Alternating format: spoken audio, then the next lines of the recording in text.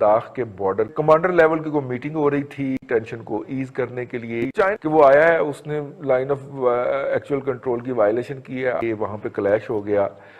ऐसा नहीं होना चाहिए, जंग नहीं होनी चाहिए जी।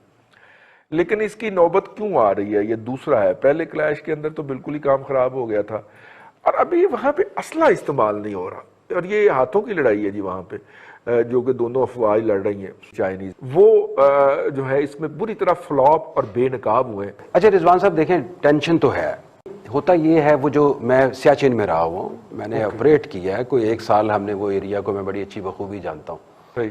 होता ये है, जो इस टाइप के जो ग्लेशियर्स टाइप के एरियाज होते हैं, जो वहाँ पे जब कोई भी कैप्चर कर लेता है तो वो वकेट कराना बड़ा मुश्किल हो जाता है। पाकिस्तान, और आप देख लें हमने 3 जंगें लड़ ली हैं, और हिंदुस्तान का और हमारा मुआवजा आप करें तो वो भी एक बड़ा मुल्क है, बड़ा मुश्किल हो जाता है कैप्चर करना।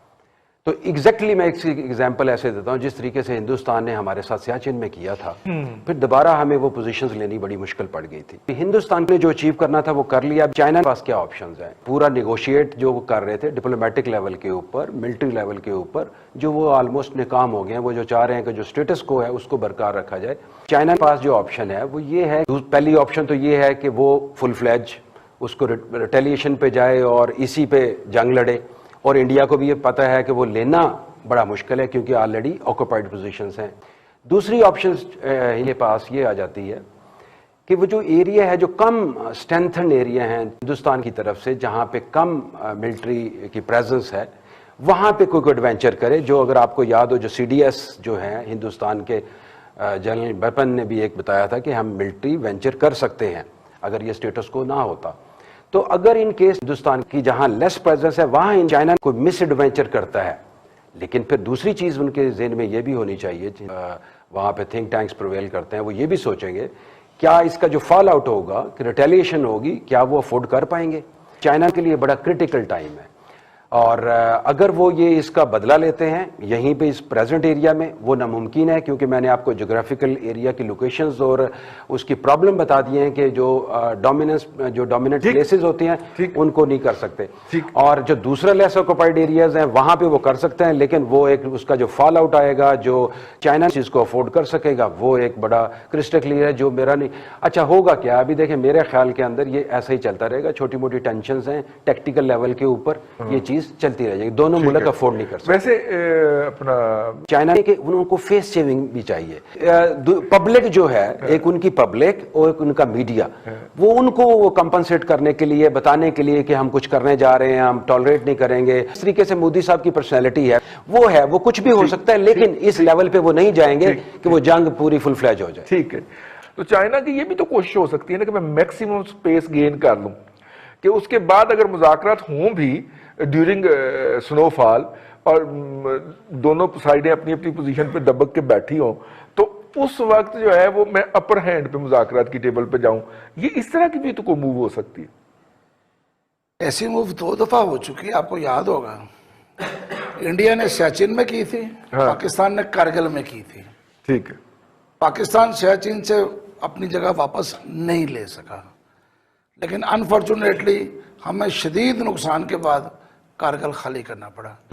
हम वहां से वापस आ गए और हमने वो चीजें, वो जगह छोड़ दी जहां से इंडिया का हमने राब्ता सियाचिन के साथ बिल्कुल अपने सामने रखा हुआ था, और जब चाहे मर्जी किसी को रोक लेते आप, ऊपर कोई नहीं जा सकता। प्रॉपर प्लान अब तो ये साबित हो गया ना कि हमने जो कुछ किया था वो भी हमने अपने किया, अपने प्लानिंग के साथ ही था। नहीं बात नहीं, सप्लाई फिर आप सिक्योर करते हैं ना। पहले इंडिया ने हेलीज के जरिए सप्लाई सिक्योर की ना सर। नहीं, हेलीज के जरिए तो आप कभी भी कर सकते हैं, आप भी तो सियाचिन में क्या हो रहा है होते थे भाई। देखिए सियाचिन के साथ उन्होंने वो ऐसी तरह पहुंचे थे जब बर्फबारी थी, और पाकिस्तान को सरप्राइज मिला था जब ऊपर वो पहुंच चुके थे।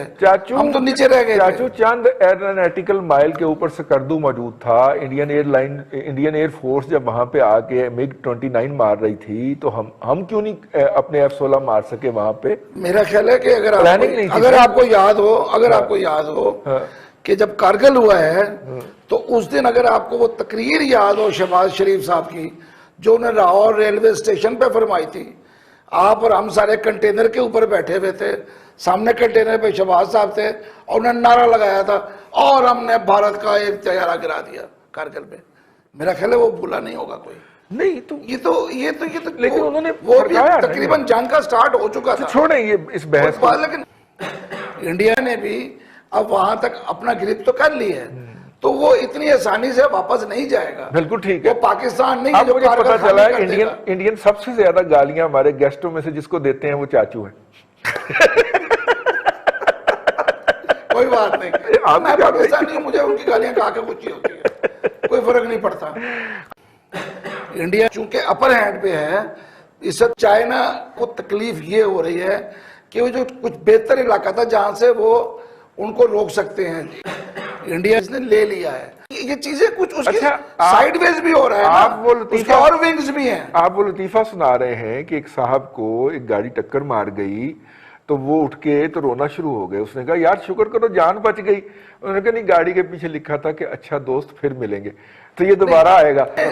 चाइना जो है, अगर उनकी ये गलती, इसलिए एक चीज समझने वाली बात है, अमेरिका इस वक्त फार ईस्ट में जिस तरह उनको घेर रहा है, जिस तरह पूरी बहरिया अमेरिका की उस इलाके में बेड़े जा रहे हैं, और जिस तरह से उन्होंने वहां पे उनको घेरा हुआ है, ठीक, चाइना का इस वक्त पूरा जो है वो सी पैक रूट जो है उसको उन्होंने सेव करना है। सही, ये बात अब समझ लेनी चाहिए। ठीक, कोई चाइना को, हर मुल्क को हक है कि वो मुतबादिल रास्ता अपना क्लियर रखे। सही, चाइना को सी पैक क्लियर रखना है। सी पैक क्लियर रखने के लिए स्कर्दू, लद्दाख, ऊपर सारा इलाका जो है वो जितना उनका ज्यादा कंट्रोल होगा उतना सी पैक महफूज होगा।